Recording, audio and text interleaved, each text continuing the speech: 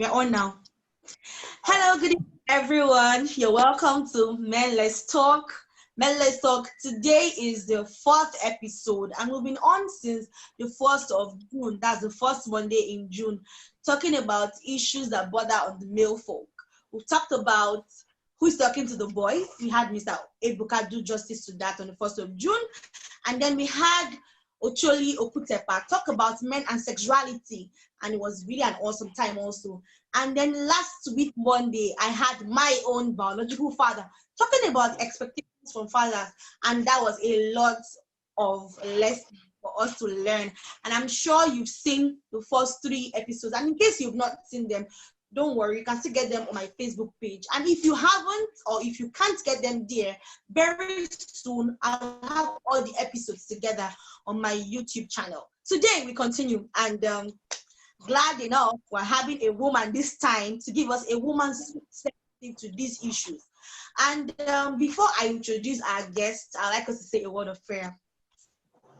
Father, in Jesus' name, we thank you, oh God, for your mercies. We thank you for how much you've been teaching us in this season on what we need to know about the male folk and how we can channel our knowledge and wisdom to become better people in life and to improve our society. As we learn again tonight, we ask that you teach us and help us to put to work all that we learn so that we can be better people and further your kingdom on earth. In Jesus' name I have prayed. Amen. Amen. So today, our guest is a very loaded woman. She's a loaded woman. She's doing a good thing for God.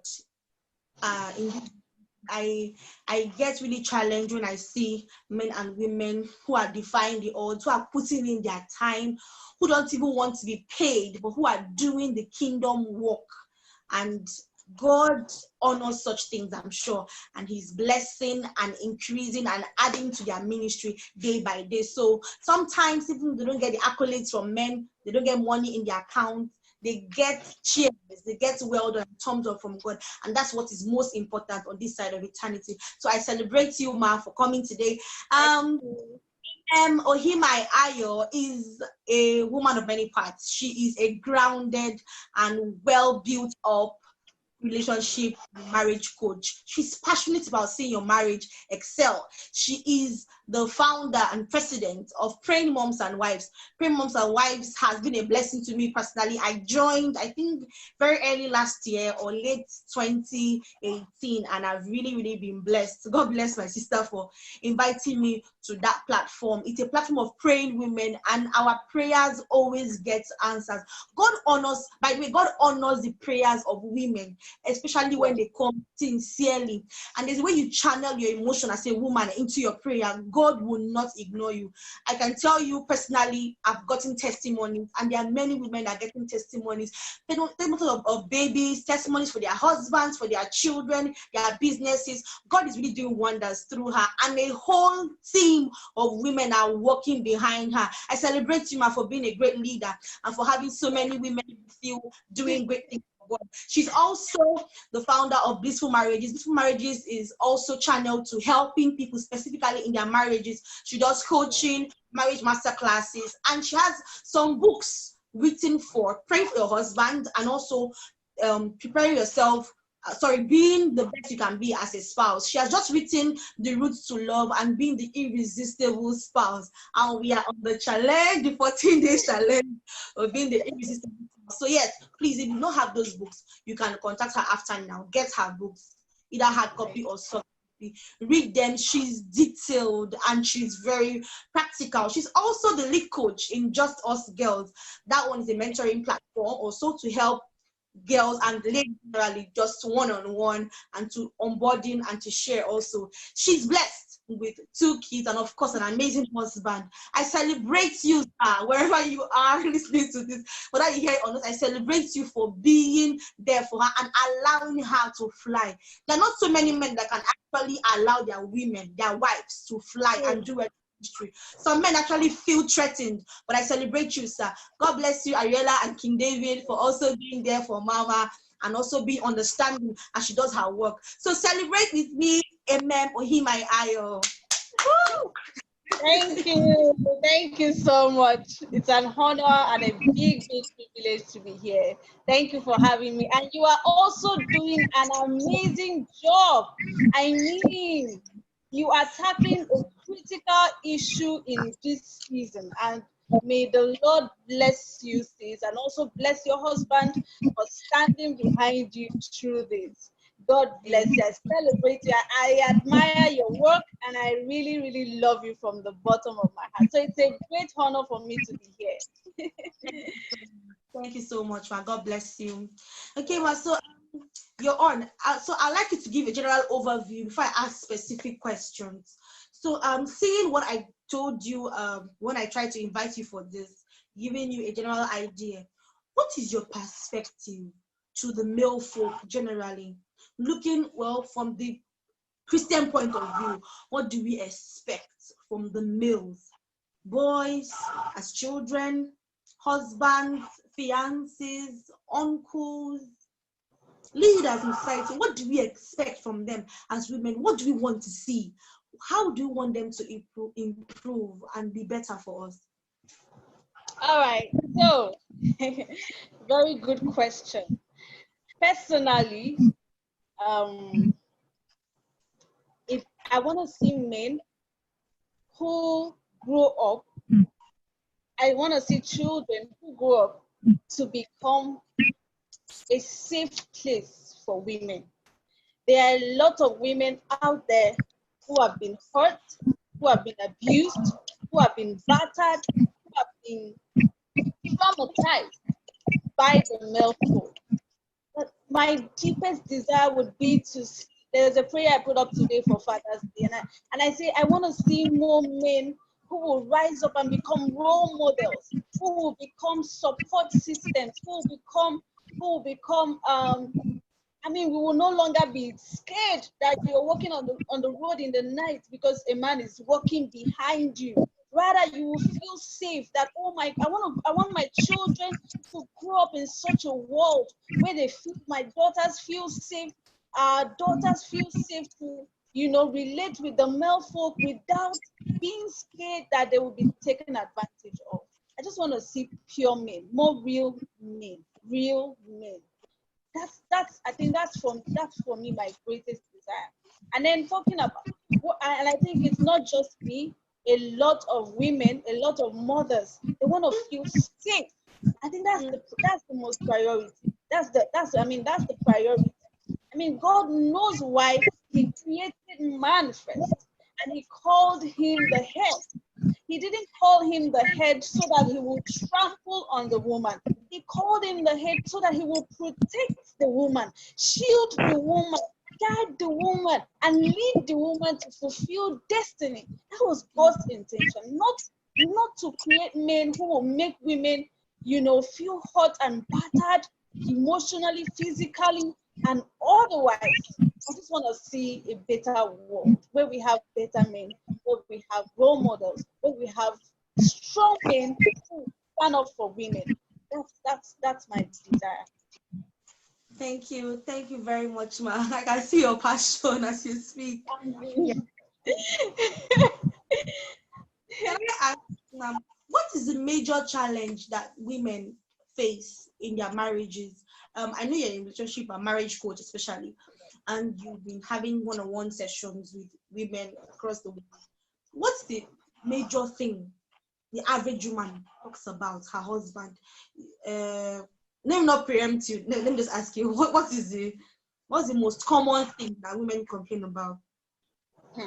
So I remember, okay, apart from the one-on-one counseling sessions I've been having with women, I remember there was a time where I was invited to speak to men in a conference sometime, I think 2 years ago or so. And then I immediately went on Praying Moms and Wives. And then I said, so if I'm going for a men's program. So if your husband wants to be in that, what would you want me to tell him? Please let me know. Let me know what specifically would you want me to tell him. And I'm telling you that then we had about 700 plus women. And I'm telling you that over 300 women responded to this, and if you want to crown it all, it boils down to lack of safety, financial safety, emotional safety, and physical safety in their marriages. I would crown all of the issues that was being raised. Emotional safety in the form of infidelity. A lot of women feel like they are second place or third place. Some even feel they are nothing to their husbands. They feel, infidelity can be in different ways. It can be infidelity with another woman. They are being threatened by the presence of another woman. Another form of infidelity, they are being threatened by the man's job or something else. Something else is taking the man's attention, the man's time, the quality time they should be sharing as a couple. They are out with the guy.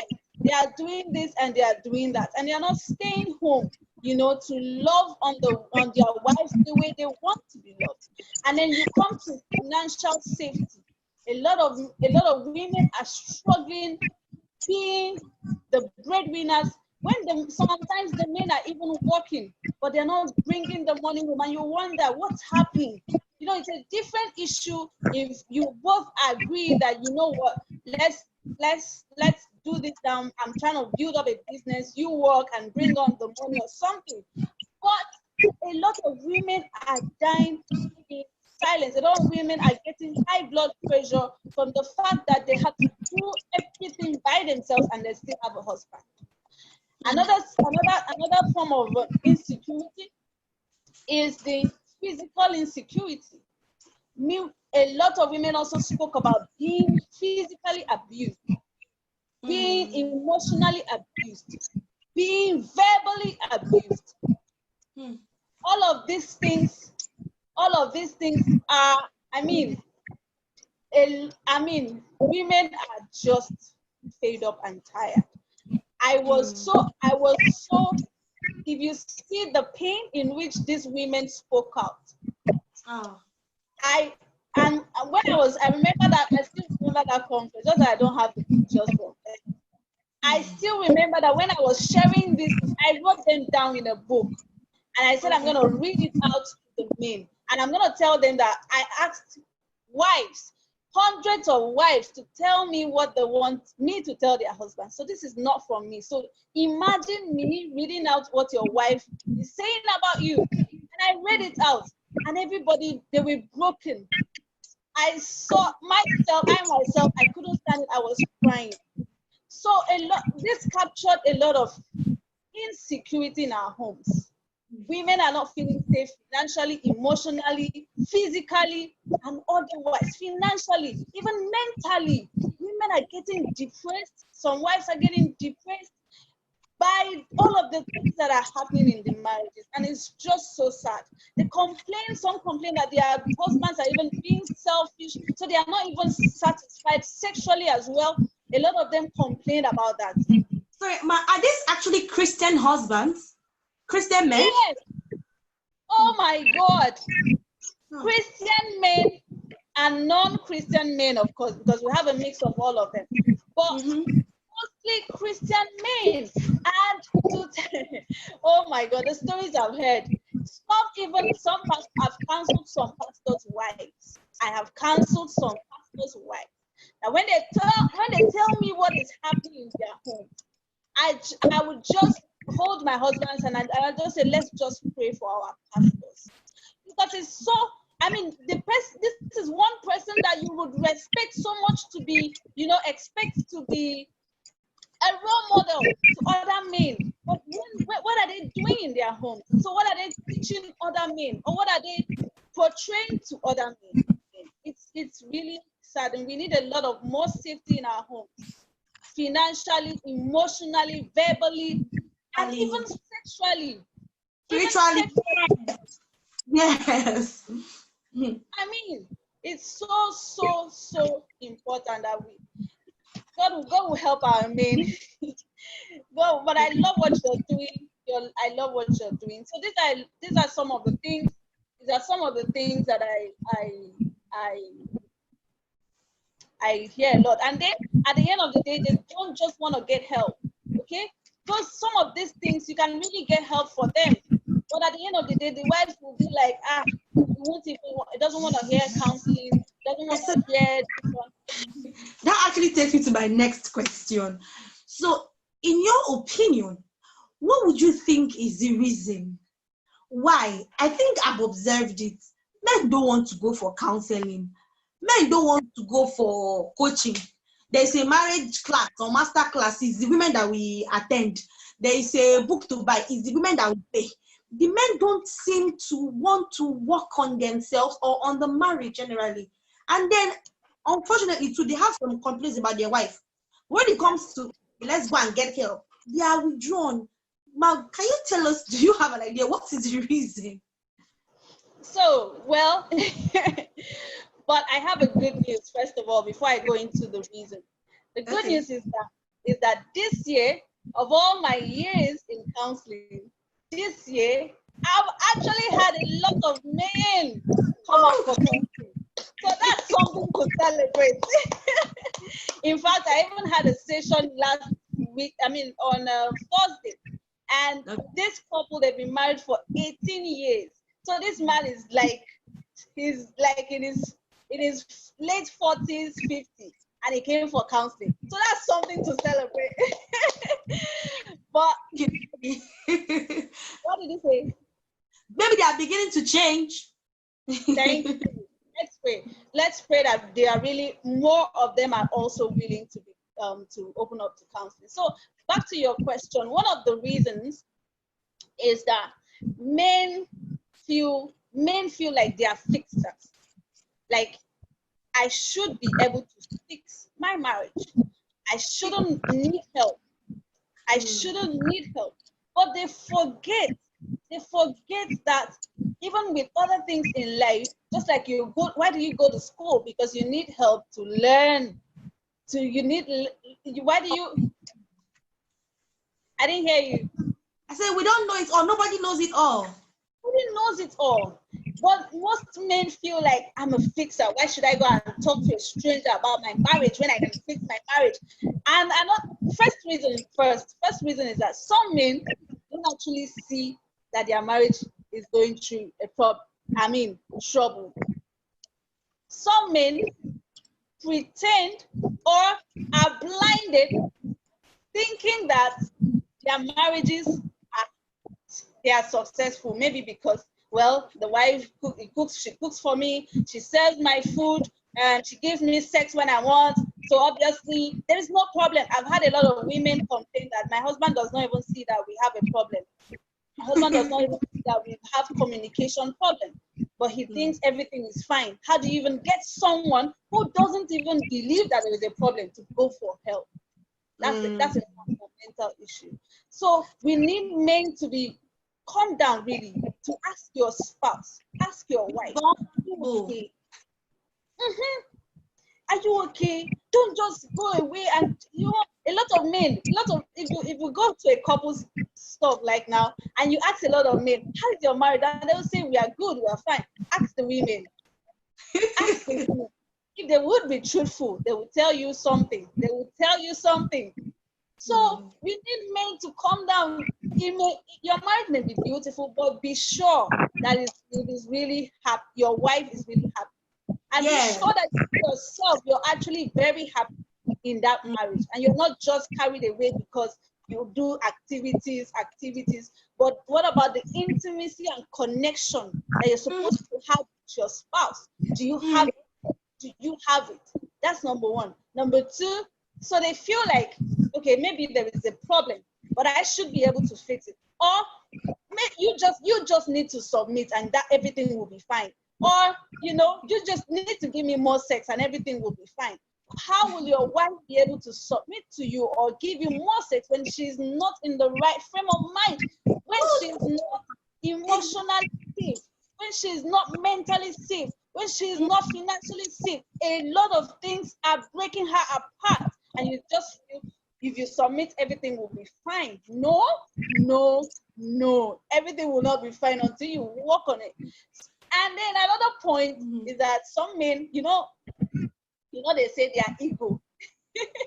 So when their wives come up with counseling, they just feel like, oh, so you want to put me in front of someone, a stranger that I don't even know, and you want that stranger to open me up and attack me. Oh, this is your attack. So they see counseling as an attack on them. So they think that their wife has maybe connived with this other woman or man, and you people want to go and wash my dirty linens outside. No, that's not the. When it comes to counseling, every professional counselor knows that you are not the problem. Your wife is not the problem. We are looking at your marriage, not you or your wife. We're looking at your marriage. How can we make it better? That's just it. How can we make it better? How can we move it from point A, point 1 to point 2 to point 3 to point 5 to where both of you desire to be? It is not to attack you. It is not to make you feel like you're not the man in the house or you don't know what to do. It's just to help you know that there are better ways to do things. There are better ways to talk to your spouse. There are better ways to have sex with your spouse. There are better ways to do everything that you usually do. So another reason would also be that most men don't want to spend money on such things because, of course, they don't see it as important. They don't see it as important. But when if they clothing is not shelter. exactly, thank you. That's it. They think it's not a basic need. It's not clothing, it's not shelter, it's not food. So why should I go and this one, that one? And well, you forget that if your marriage is not okay, it affects every part of your life. It affects your business. It affects the way you even sleep. It affects a lot of things. You may not know it, but that is what is happening. So it's better you get help and you remain sane and happy. Important points that you have made, and I want to drive it home properly. Dear men, what we are saying is that don't assume anything in your marriage. When you want to know if your marriage is sick or needing to be worked upon, just ask your wife. Dear wife, how am I doing in this area? Am I satisfying you? Are you okay? Do I need to improve? Do we seek help? Can I be more accountable? So it's a journey between both of you. So really, you have to take out time to ask your partner. I hope I'm meeting up with expectation. Of course, you are not God. You can't do it 100%. But don't be nonchalant. Don't assume. And don't try to be so supermanish, in quotes, as not to need help. Very important. Thank you so much for doing justice to that question. So I'd like to ask... sorry, before you go on, let me just share this tip that, you just said now you need to keep asking your spouse. So what I always advise couples and what I do personally in my own marriage, my husband and I, so every week we have what I call the CEO and the COO meeting. So the CEO is the man, of course. You're the boss. We're not dragging the bosshood from you. You're the boss husband, and the boss wives are the CEO. You are the chief executive officer. We are the chief operating officers. So we have weekly meetings. Ours is every Thursday. So what do we do during these meetings? We ask ourselves these questions that you just asked. You just said now, just to be on top of any issue or on top of any character that we are not comfortable with.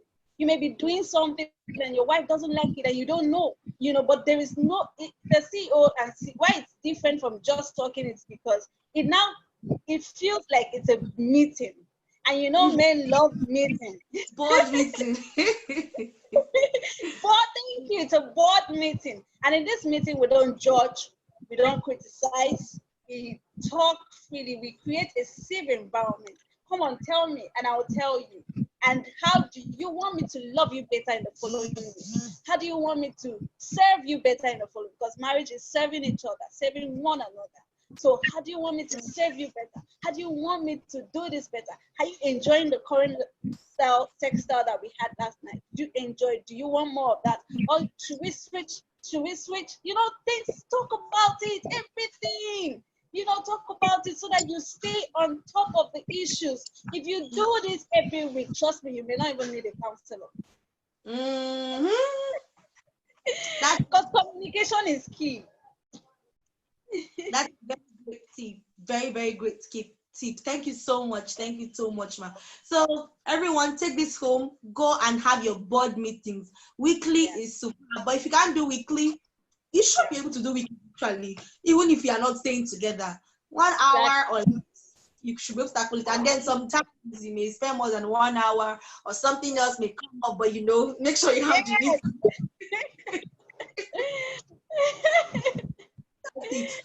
meeting. You should also take notes, maybe notes of what your partner says, and then the following week you review, right? Yep. That is it. Yeah. Okay, I'm talking about fatherhood and parenting a little bit. But before we move there, I'd like to ask one more question on men as husbands now. Men and their sexuality. From what do you think is most important for a woman when it comes to sex? I know it's like men know this, or some men know it, but they ignore it. Like, women and men are different. The way we communicate, we respond, our hormones. A woman that is a virgin, maybe you just got married, the first few months in your wedding, sex to you is different from after you've had 2 or 3 kids. And then if you're in your 30s, it's different from when you're in your 40s. So generally, from a woman's perspective, what should men do better when it comes to sex and their sexuality generally? Because I've seen that, or I've heard that most men have a higher libido. So it's not like women don't have, yes, women have, but most times it's the man that has the higher libido, yes, and than the woman. And for God's sake, you married him because you loved him. So when the sex is becoming an issue in the marriage, it's not as if you still love your husband, you want to submit, you want to be a good wife, but sometimes some things don't gel, from the woman's end. So can you help us tell our men now that dear men, for a woman, the average woman that loves you and that wants, of course, your wife should love you and want to be a great wife to you and home as a Christian woman, this is how you handle issues around this area, because it's sensitive. We know that you are bothered. We know that it pains you sometimes that things don't go so well. So this is how to handle it. Can you just give us a tip to the men, that men, this is what we want you to do to get us to properly be in shape, and so that both of us will be okay in that area? All right, very good question. Very good question, because a lot of men, I've also had men complain to me about their sex life in marriage, how my wife is always tired, she always has headache, lots of complaints like that. It's general.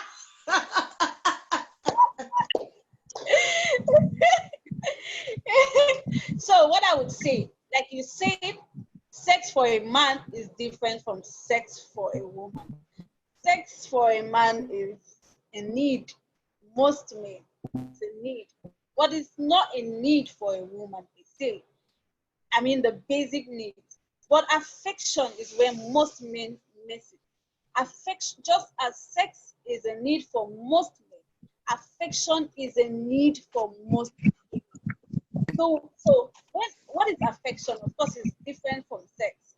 Now, if I want to ask, we have a few men here, and I want to ask them, when last did you just surprisingly kiss your wife from the back without trying to pull her pants down? When last? Sometimes men kiss their wives when they want sex. Men touch their wives when they want sex. Men, try to patronize their wives when they want sex. And that's not it for a woman. A woman wants to feel loved. A woman wants to feel safe. A woman wants, safe, sorry. A woman wants to feel all of this little romantic attention. Sex for a woman starts from the moment you wake up in the morning.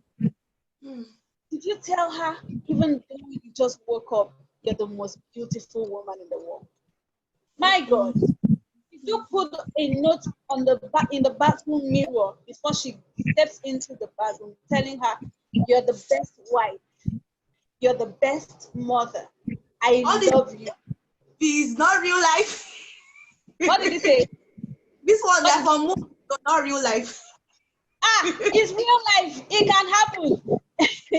My husband does this sometimes. Yeah, it can happen. It's just going through the extra mile to make your wife feel special. So that, because we want, what do you want to do? You want your home to feel, you want her to feel loved, you want her to have that attention.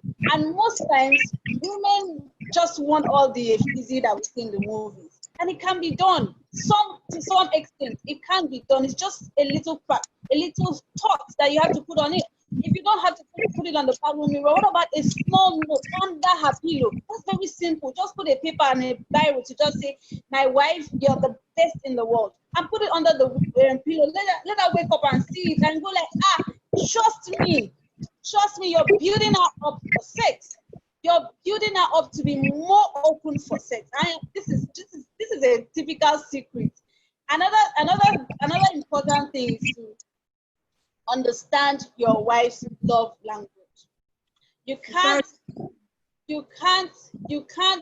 continue to speak love to her using your own love language, or not even using any love language. Just expect her to be open to sex. So we all have emotional love tanks. We all have tanks, and this tank needs to be filled up, both by, of course, both spouses. But most times you see the women doing more of the work, and you don't see the men, but they just want you to open your leg when they come for sex. And it's not good. Study your wife. What does she love? Take the language, love language test together. It's all over on Google. And take it together. Let me really know what is it. Is it words of affirmation? So I said all those words, because all those love words, because that's my own love language. I love words of affirmation. So, but your wife could be physical touch. It could be quality time. It could be she just wants you to spend time with me. Not only when you want to have sex. Spend time with me. Let's talk. Let's play. Let's watch a movie. Let's do something. Let's dance. Some wives just want that. So the more you do these little things that interprets love to her, the more you're filling up her love tank. And when her love tank is not empty, when it's filling up, she's more open to sex. And then the next point I just want to say is, most men focus more on the sex act. The penetration and all. But for a woman, you need to do some more foreplay to get her into the mood. So, because when you're just going for just sex, she gets tired emotionally, and she will not even put her mind in the game. Okay, most wives actually have sex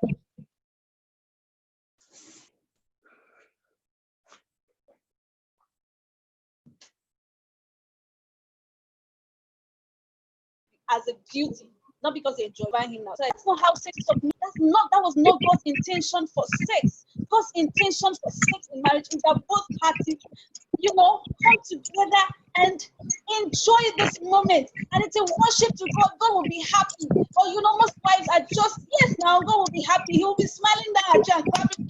This my children, they are making me proud. But what most wives are doing today is sex as duty. So they just want to, okay, let me just, so that my husband will not go out. Just because, why? The men are not paying attention to their bodies. Your wife's body is your temple. Study it, worship it, and bring out all those things. It takes practice to know what really turns her on. Spend a little more time with foreplay. Kiss her more, and do all of the foreplay things, smooshing and all. before you actually get to penetration. And you will see that your wife will get more into the mood. Well, thank you for doing that question.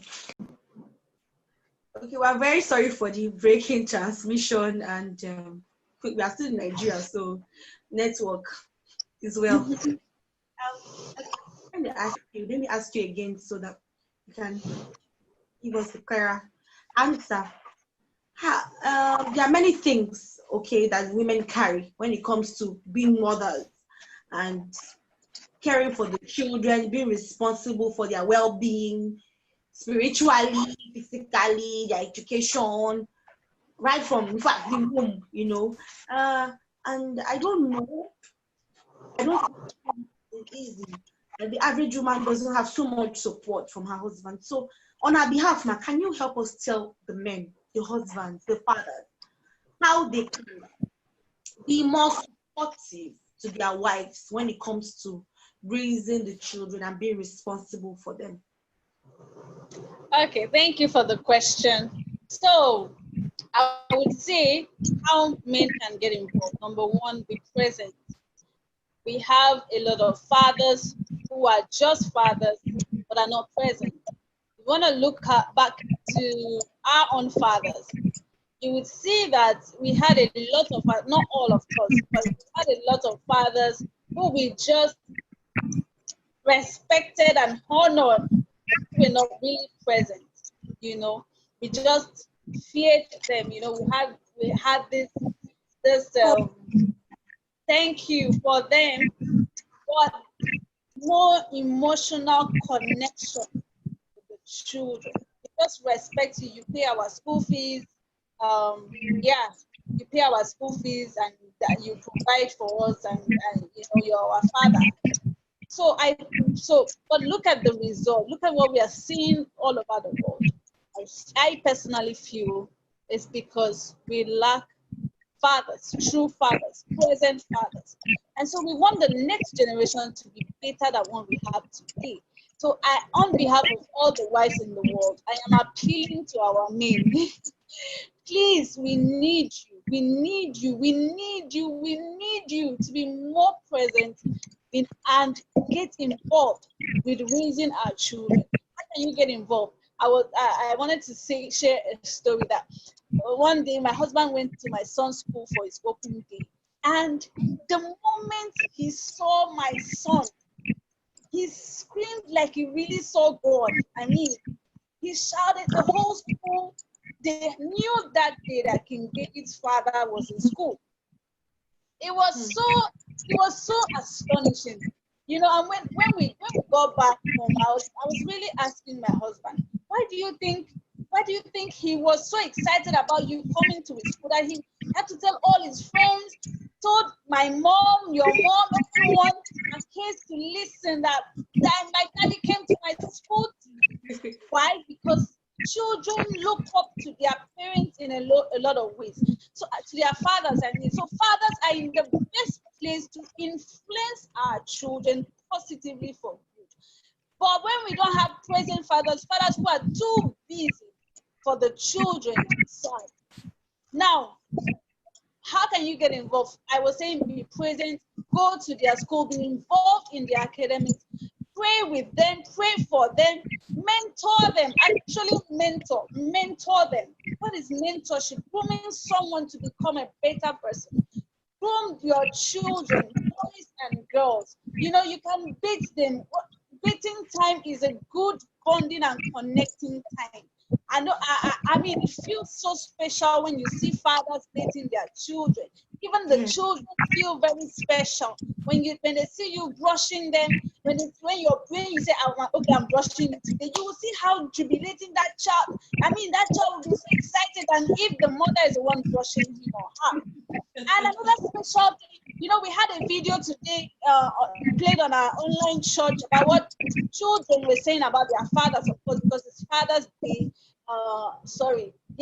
Sunday was Father's Day. So yesterday we had a lot of children. And one thing they really said was, I love it when my father cooks for me. I love it when my father bathes me. I love it. It makes me feel special. And I'm like, wow, we need more fathers to rise up and make our children feel like you are really their heroes. You know, so spend more time with them in the kitchen. Cook a special meal for the family. Even if you don't know how to cook, go on YouTube and make up something special, something small, and just say, you know what, Daddy wants to treat everyone today. Connect, play with them, go on the floor. It's not just until you give them the phone or cartoon, go and watch cartoon or use my phone. Go on the floor, go dating with them. Let them climb on you, let them pour pillow on you. These are connecting activities that builds that connection, that trust, and that friendship between you and your child. And when that is achieved, you'll be actually able to influence this child to become a better person. So we need more fathers to get involved all around. And then parenting is a skill that also needs to be learned. Minors, depending on the Holy Spirit, you also need to read books on parenting, go for classes on parenting. Most times you see women going for these classes. Please, our dear men, we have people who are trained in parenting. Listen to them too. You can pick one or two things. It's not a must that you must agree with everything, but you can learn something new. Parenting is a serious business. I mean, you're entrusted. God entrusted you, with this precious seed, and you have the responsibility to bring up that seed to become a whole grown man or woman who will influence their world for good. And that lies in your hands. So please, we need more fathers. We need you. We need you. We need you. Thank you so much. Thank you so much. Fathers, we need you. We can't do it alone. Please be present and be involved in the little details, the tiny details, even if it's not every day. The children will be so glad that it's not just mommy, that daddy can be there for them too. And of course, they see you as their heroes. So please do your part so well. Okay, tell us a little bit about your book, your two new books. What does it address? Who is it meant for? And how can we, for those that want to? All right. So I just launched these two books. The Route to Love. So the Route to Love is a 21-day guide to rekindle love and rebuild trust in your marriage. So being deliberate, so it has 21 tasks for 21 days that you can do with your spouse. Being deliberate about building that connection, that trust, that communication flow, sex, everything. Just getting you to spice up your marriage, because it is a deliberate thing. If we are not deliberate, we just push our marriages to the back and focus on all the business of life. So it is just helping you and your spouse be deliberate to connect with each other. And then the Irresistible Spouse is another book. In it, I have 9 secrets to help you become the spouse that your lover just can't get enough of. So it's going to talk about the needs of a man, the needs of a woman, the needs that your spouse cannot meet for you, and helping you grow as a person, loving yourself, and so much more. These 2 books they go for 5,000 naira, the 2 of them. Yeah, if you want to get them together. But individually, this is 3,500 and this is 2,500. And you can contact Sister Josephine if you want to get a copy, and she will definitely contact me. Thank you so much. With e-copies. So if you don't want to have hard copy, you can get the soft copies. Yes. So yeah, contact me and we'll get across to her for the books. And of course, she has other books like Praying for Your Husband. Yes. Yes, and Save all of that. My Marriage. Yes, Save My Marriage. So if you want to get any of her books, you could also reach out to Blissful Marriages on Instagram at Blissful Marriages. And if you're, of course, a praying mom and wife, you can have access to her anytime and get any of her books. And you can also register for masterclasses when she has. But then if you think you need counsel, please, as a man or a woman for your marriage, you can reach out to her.